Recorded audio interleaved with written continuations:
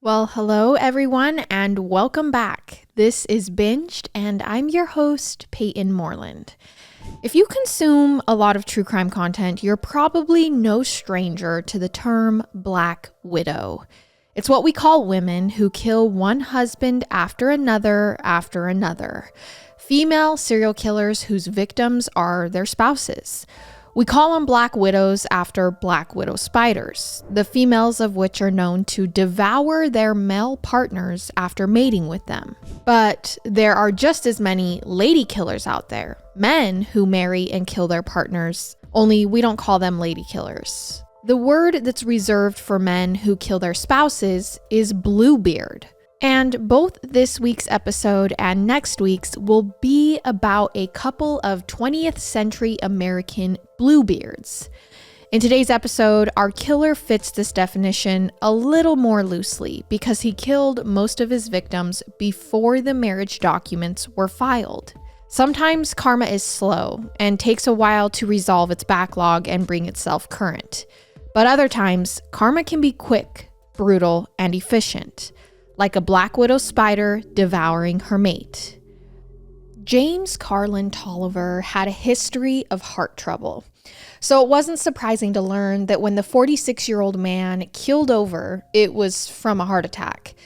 But that would be the only unsurprising thing about James Toliver's death. The circumstances around which would lead investigators down a dizzying rabbit hole of swindling, extortion, and murder.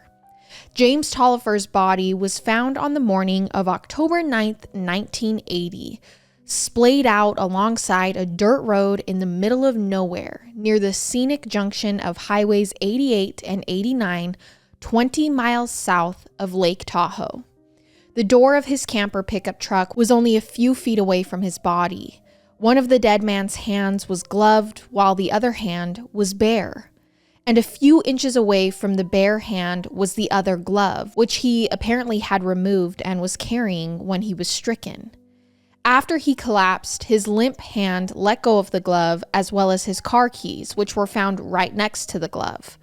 But here's where things get interesting. Lying on the ground near the dead man's right leg was a blood-stained embroidered pillowcase, inside of which was a blood-soaked paper supermarket bag. And inside that paper bag that was inside the pillowcase was $98,000 in $100 bills. And when responders searched the dead man's person, they found a .38 caliber pistol in his pants pocket, extending behind the body, leading away from the wilderness as far as the eye could see were his footprints, widely spaced as though he'd been running from somewhere. Running from what wasn't clear at first. Whatever he was running from, James Toliver dropped dead just before he reached his truck. And surely, a man with a history of heart trouble is tempting fate by running at full speed through an area with a 7,200-foot elevation. But as the coroner took away James's body and police investigated this very suspicious scene, woodcutters clearing trees a mile away stumbled upon something even more shocking.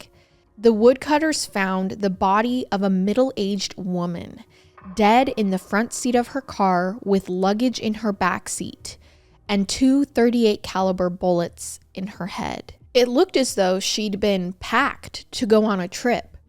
Police found among her belongings an embroidered pillowcase that matched the one found with James Toliver, whose footprints ran away from the dead woman's car all the way to his truck where he dropped dead a mile away. It didn't take a seasoned detective to figure out that Toliver had most likely shot the woman dead, stuffed nearly $100,000 into one of her pillowcases, and then hightailed it from the scene toward his truck to then only die. Ballistics would later prove that the .38 caliber gun in Toliver's hand had been the gun that shot the middle-aged woman dead. And an autopsy would later confirm that Toliver had collapsed and died from a heart attack just before reaching his truck and right after murdering someone. That all happening sometime between 9 p.m. and midnight the night before he was found. Karma, baby. There it is. The murdered woman was soon identified as Florence Evelyn Ricina, a 49-year-old special education teacher from Modesto, California. Florence was recently divorced and had apparently met James in a Parents Without Partners meeting where Toliver had wooed her and convinced her to elope with him. When police interviewed other members of the Modesto chapter of Parents Without Partners, multiple people confirmed seeing James and Florence dance together, but no one was aware they had any relationship beyond that. They were both good dancers, but their similarities ended there. They seemed like an unlikely pair. Florence was warm and outgoing and well-liked by other members of the group, while James seemed cold and remote. Group members found James hard to talk to. He often sat off in a corner and kept to himself.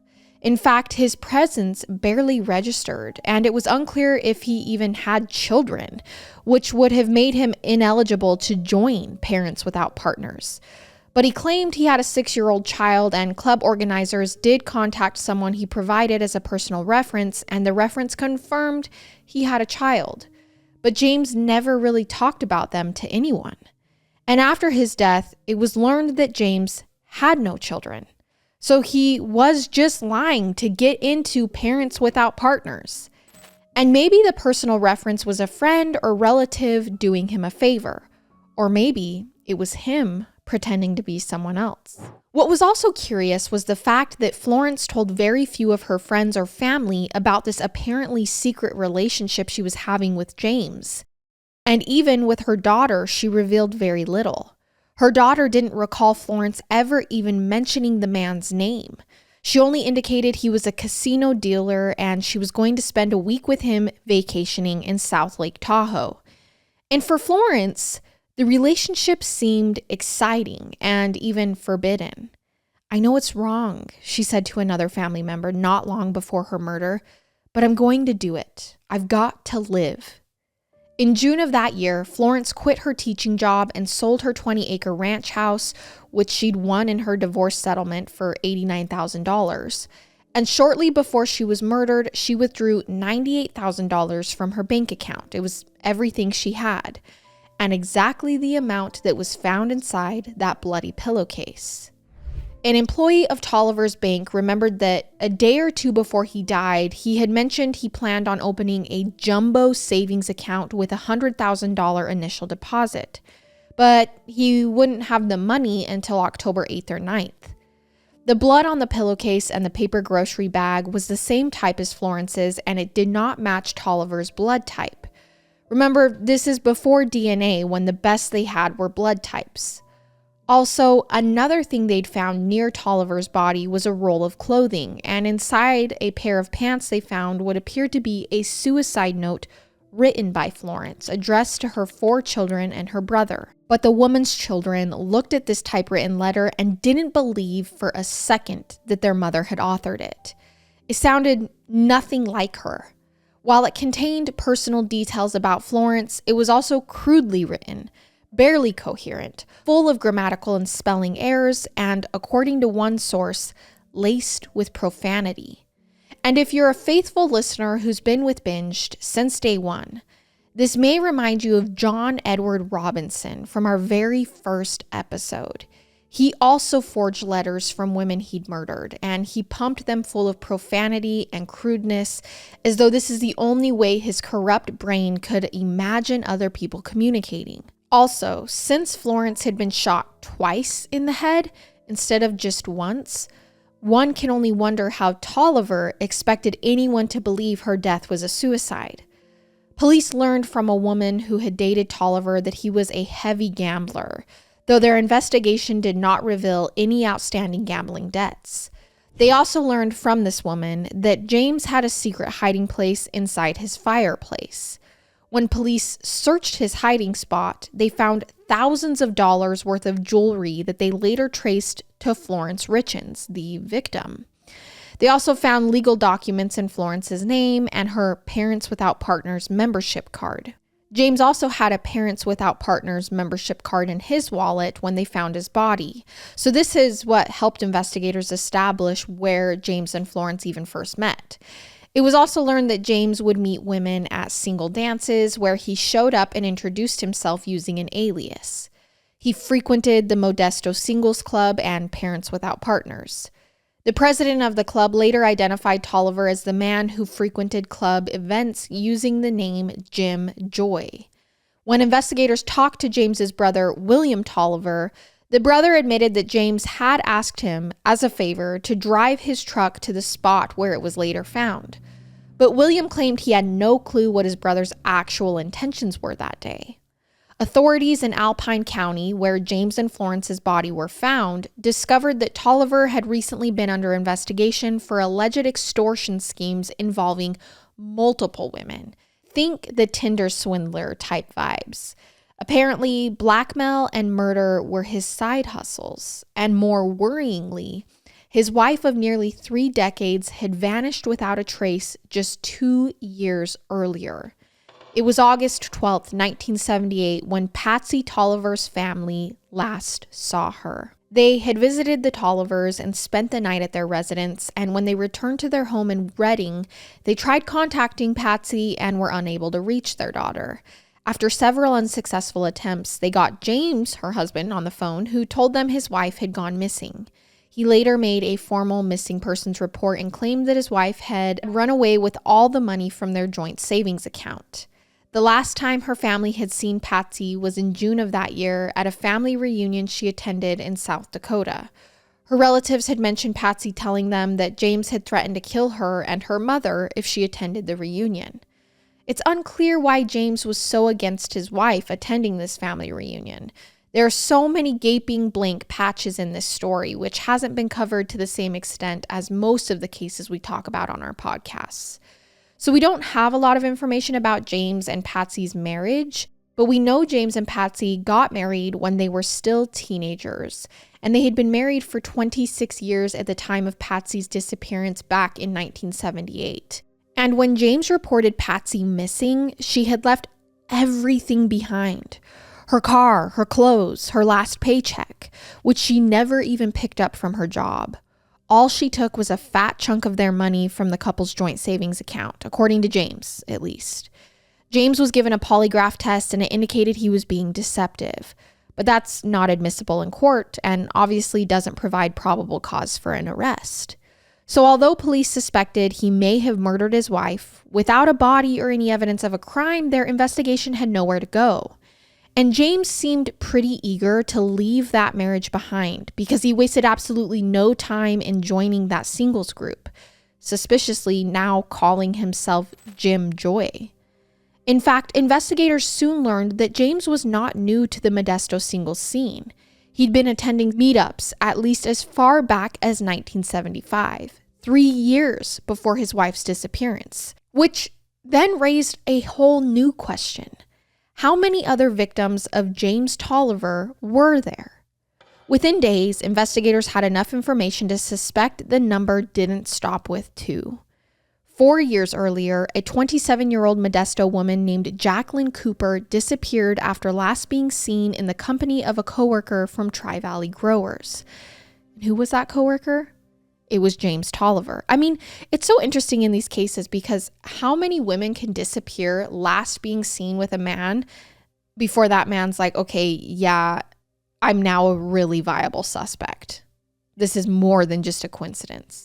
James Toliver was a longtime employee at Tri-Valley Growers Plant 7, where he worked as a forklift driver. According to Jackie's family, James told Jackie he owned a ranch in Nevada and asked her to run away with him, and he threatened to harm her if she didn't. The last sign of Jackie was a $4,000 withdrawal from her bank account. Employees at the Tri-Valley Growers Plant 7 were interviewed after Toliver's death, and the consensus was that Toliver was trouble to begin with. He had a combative personality and a history of problems on the job. Most recently, he had been suspended from work for refusing to wear safety goggles. And though he had worked at the cannery for nearly 25 years, James had recently been turned down for a promotion to supervisor due to his on-the-job record. But his colleagues were unable to offer any insight into any relationship he may have had with Jackie Cooper. It seems that both of them were discreet about it. Investigators then began looking at other recent missing persons cases from the Modesto area, paying close attention to the circumstances of each, looking for connections to James. And another case caught their eye. In May of 1979, a 57-year-old nurse named Mary Louise Watkins surprised her roommate when she began packing all of her stuff into a vehicle one day. She explained she was planning to invest some money. She had nearly 30 grand in cash on her and was moving to San Jose to live with her daughter. And that was the last she was ever seen. 2 days later, her car was found abandoned in the parking lot of a medical plaza in Modesto. All the belongings she had packed were missing from the vehicle. A few days after that, Mary's daughter got a letter, purportedly written by Mary, in which she told her daughter she was eloping with a man. She wrote to her daughter that she was welcome to have the car, the one that was found abandoned, and she'd reach back out after the wedding, but she never did. That was the last Mary was ever heard from. Her daughter had been completely in the dark about all of this, and she also was unaware of any plans her mother had to move in with her. Apparently, Mary had lied to her roommate. Mary also sold a home that she owned 2 weeks earlier for $28,000, something she also did not share with her daughter. It was all so strange because she'd just seen her mother a few days before she vanished when the two spent Mother's Day together. She thought it especially unexplainable that Mary didn't mention the sale of the house because that sale had closed 10 days earlier. That was the source of the cash Mary had with her the day the roommate saw her leaving.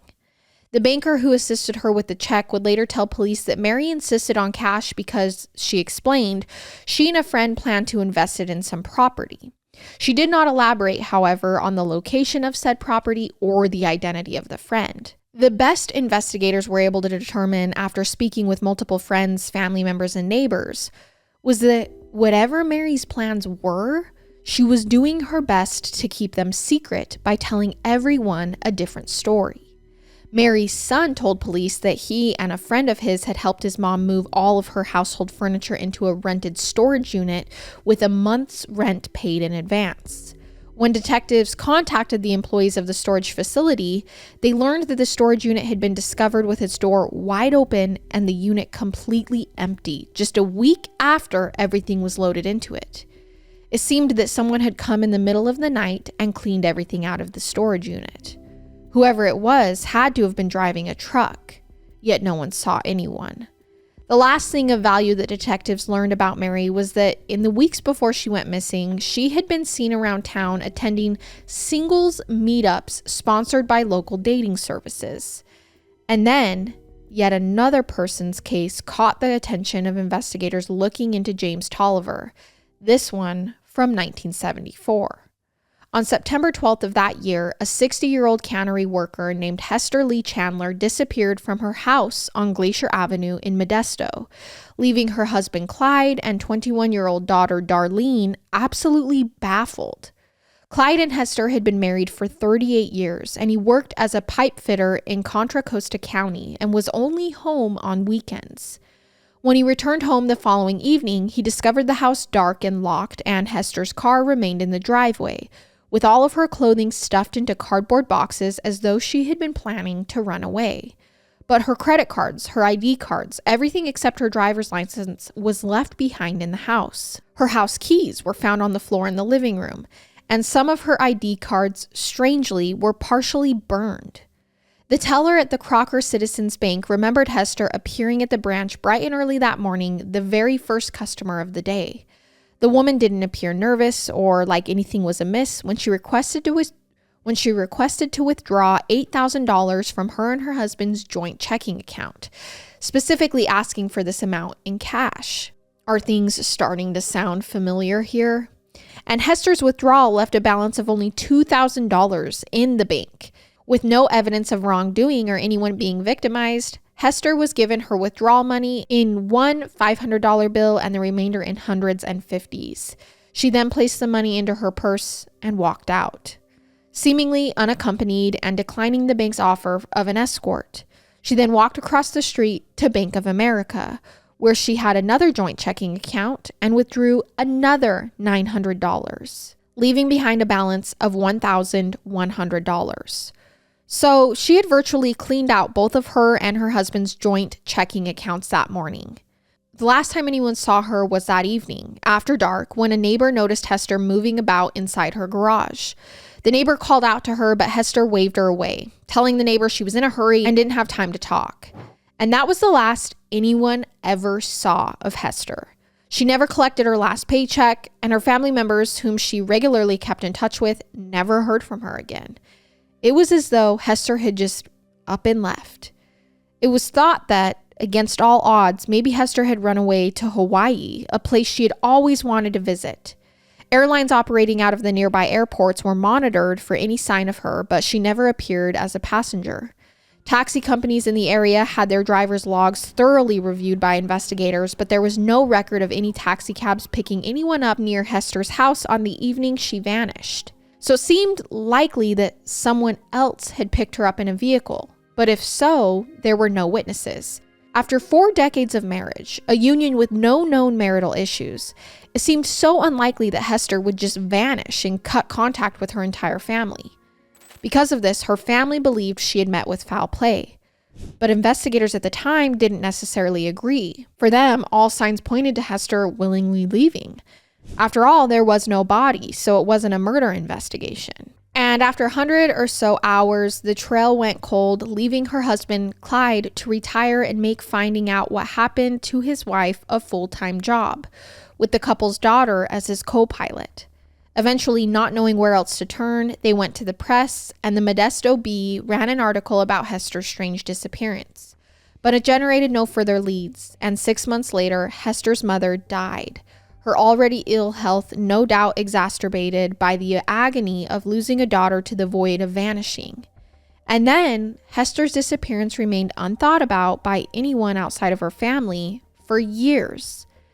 That was until the death of James Carlin Toliver.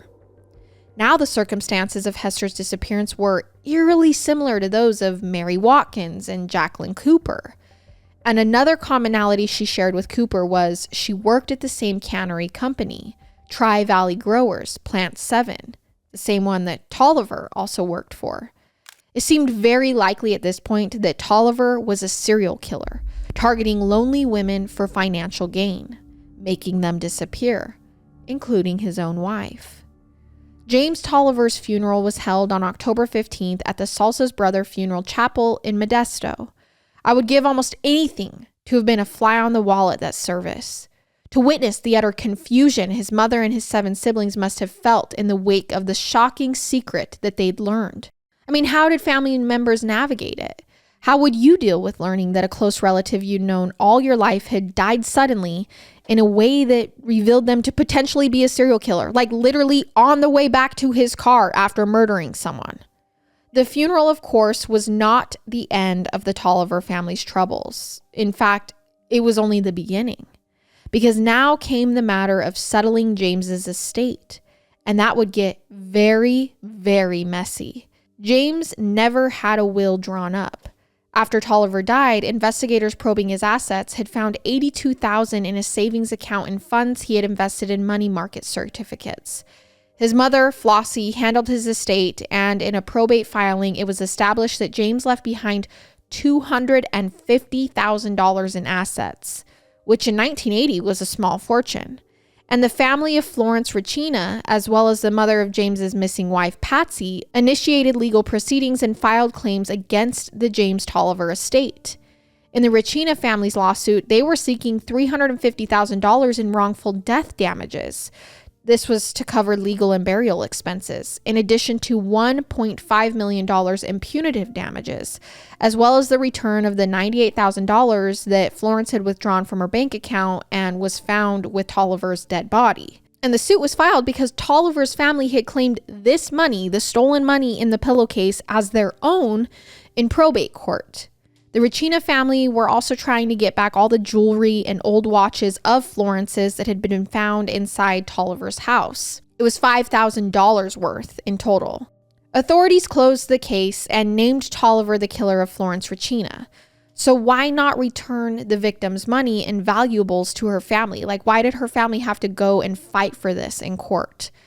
Eventually, an out-of-court settlement was reached, the terms of which were that the $98,000 in stolen funds would be returned to the Racina family as well as the valuables, while the family also agreed to drop their wrongful death suit against the Toliver estate. But the Toliver family's legal woes were far from over, because now there was the question of who should rightfully inherit a house that was jointly owned by the deceased James Toliver and his missing, likely murdered, wife, Patsy. This question became a legal battle in 1982 once Flossie Toliver, James's mother, decided she wanted to sell this house, which at the time was valued at $67,000. Patsy's family claimed that she was never legally declared dead, so she was technically the sole surviving heir to the home. A judge authorized sale of the property but ordered that the proceeds from the sale remain in a blocked account, only withdrawable by court order until the dispute was resolved. And that was expected to be resolved by the end of 1982, but instead it dragged on for several more years. Patsy Toliver was finally legally declared dead in 1983, while the dispute over her estate continued through August 12, 1986. And just before it was set to go to trial, 8 years to the day that Patsy disappeared, the Toliver family withdrew their claim to the estate, and it was divided evenly between both set of heirs. And although justice was served, it wasn't swift enough to spare Florence Racina's life.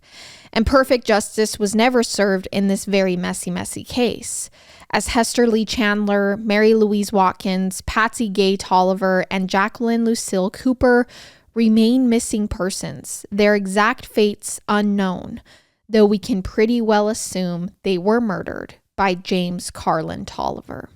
James Toliver may not have perfectly fit the definition of a Bluebeard, since he was only married to one of the women that he murdered, but he was in spirit romancing lonely women whom he convinced to elope with him, only to pull a bait and switch by killing them and taking their money. Next week, we'll look at the strange case of another wife killer who employed a method of murder that's as unique as any I've ever heard about. In fact, he may be the only killer in the history of killers to have ever committed a murder quite like this one, which of course is nothing to be proud of. We don't give points for creativity here. Anyway, that's next week, and I'll see you then.